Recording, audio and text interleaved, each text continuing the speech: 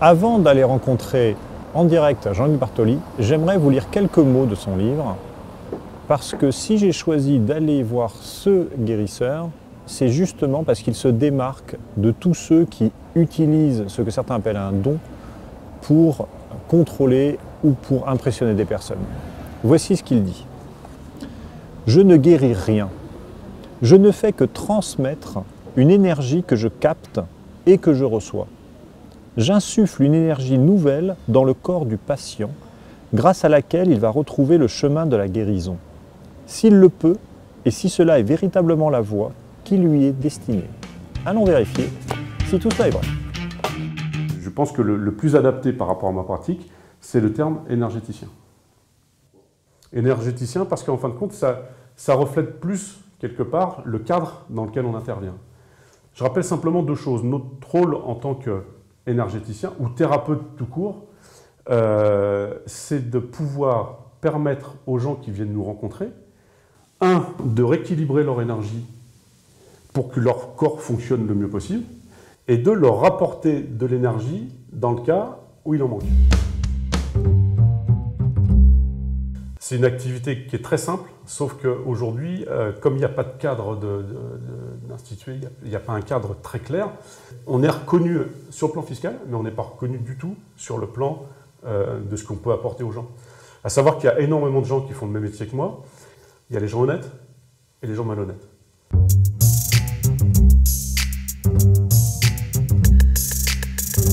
On a trop, pendant des années, pensé que l'énergétique était une médecine dite parallèle. Ça n'a jamais été une médecine parallèle. Pourquoi? Parce que deux traits parallèles ne se croisent jamais. On est totalement complémentaires.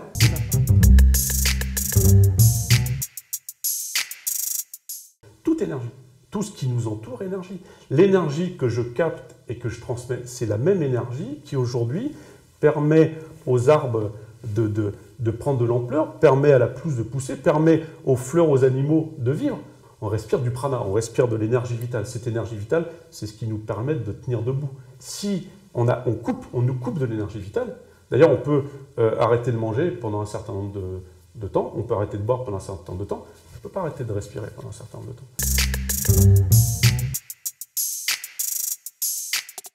La différence, la médecine aujourd'hui, c'est une médecine symptomatique. C'est une médecine qui, en fin de compte, va prendre en charge l'être humain par secteur, par organe, par spécialité. On va dire aux gens, eh ben, t'as mal à tel endroit.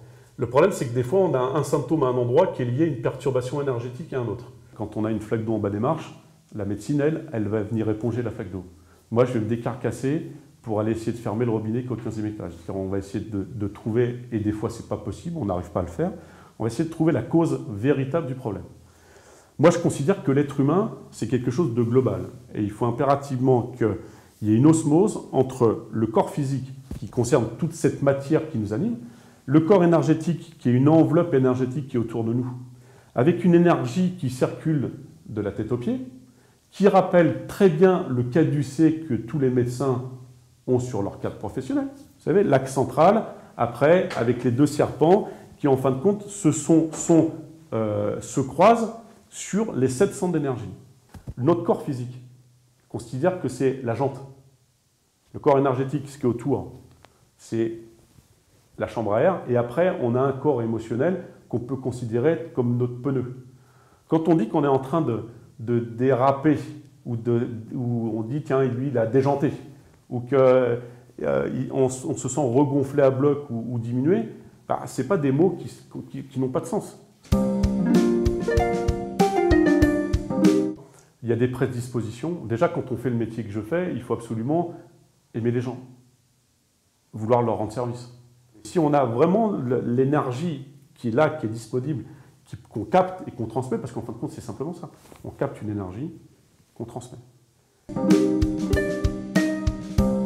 Ce qu'il faut rappeler, et c'est pour ça que le terme énergéticien me convient mieux que le terme guérisseur, c'est que jusqu'à preuve du contraire, j'ai jamais guéri personne. Je ne fais que de déclencher, dans la mesure où ça peut le faire, l'auto-guérison chez la personne qui vient me rencontrer. Alors après, s'auto-guérir, ça passe aussi par un certain nombre de choses. il ne s'agit pas de mettre que de l'énergie aux gens. Il faut aussi, c'est pour ça que j'ai pratiquement fait toutes les écoles de naturopathie de Navarre qui existent, et européennes, parce qu'il y avait un concept qui était oublié, souvent c'est l'énergie vitale. Le magnétisme, on agit sur des pathologies, je dirais, de A à Z, de l'acné jusqu'au zona. Puisque le principe du magnétisme, c'est en fin de compte, dans un premier temps, de rééquilibrer la globalité de l'énergie de la personne. On est fait il y a un axe qu'on appelle cosmotellurique, d'accord ? Et à chaque centre d'énergie correspond des organes. Si on identifie un certain nombre de blocages, le but du magnétiseur va être d'amener de l'énergie pour apporter la fluidité. À partir de là, le système énergétique va pouvoir se mettre en place, l'énergie va pouvoir circuler. Ce qui est surtout important, c'est la circulation d'énergie. C'est la manière dont cette énergie va pouvoir circuler d'un endroit à un autre, et il faut que ce soit le plus fluide possible. Lors de la deuxième séance, je vérifie déjà si l'énergie est plus fluide, et là, on va recharger de l'énergie, on va recharger en énergie. C'est qu'on va permettre d'apporter une amplitude beaucoup plus importante, et à la fois sur le corps énergétique, et sur l'énergie que la personne va pouvoir utiliser dans le cas où il y a un désordre. Mon rêve, c'est de ne pas avoir à prendre en charge des gens qui viennent avec des symptômes. C'est de voir en consultation des gens qui viendraient en me disant, voilà, débrouille-toi, regarde voir s'il n'y a pas un endroit qui est en train d'être perturbé. C'est ça mon rêve, c'est de prendre en charge, comme dans les pays asiatiques, c'est d'arriver à faire comprendre aux gens, et c'est là où le rôle du patient il est important, c'est qu'il faut qu'il soit acteur de sa santé et que régulièrement il se dise, tiens, aujourd'hui tout va bien, mais ce qui serait bien, c'est que ça continue à aller bien.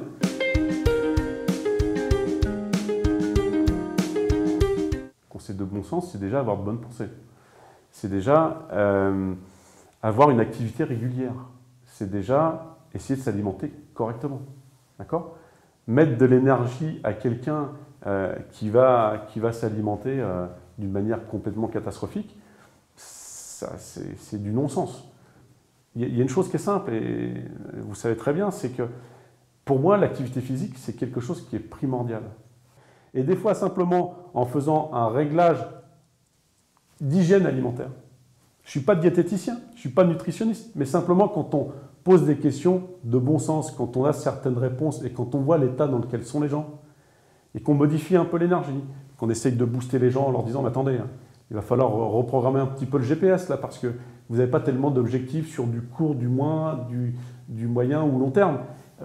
Il va falloir vous bouger un peu. Quand je vois les personnes d'un certain âge à qui j'oblige, c'est pas négociable, je leur dis quand ils sortent d'ici, j'ai dit, écoutez, c'est pas négociable, on se bouge les fesses. Faites du vélo au moins une demi-heure par jour. Quand je vois, quand ils reviennent, que la canne est posée, que l'oxygénation se fait, qu'effectivement qu'il y a de la vie à l'intérieur, que les gens, on a l'impression qu'ils sont regonflés à bloc. Il ne faut pas oublier une chose, c'est qu'on est là pour célébrer la vie. Et on a oublié ça. On a oublié ça pourquoi ? Parce qu'en fin de compte, on est dans un monde où ça ne respire pas beaucoup. Hein. Il faut qu'il y ait une élimination qui se fasse correctement. La plupart des gens aujourd'hui qui ont des pathologies, c'est des pathologies qu'on appelle des pathologies d'encrassement. Ils ont les émonctoires qui ne fonctionnent pas. Les émonctoires, c'est tout ce qui est foie, intestin, les reins, les poumons, la peau, tout ça, ces organes-là, ils fonctionnent au ralenti. Les gens ne transpirent plus, ils ne ventilent plus. Le transit intestinal, on n'en parle même pas. C'est un bac à linge dans lequel on met tout un paquet de crasse, mais jamais la lessive elle est faite. On en crasse au maximum. Et après, on dit, ah ben les gens, ils sont malades. Non, les gens, ils sont totalement déséquilibrés sur tous les plans. Et il faut rééquilibrer. Moi, j'essaye, avec mes outils, d'équilibrer les gens.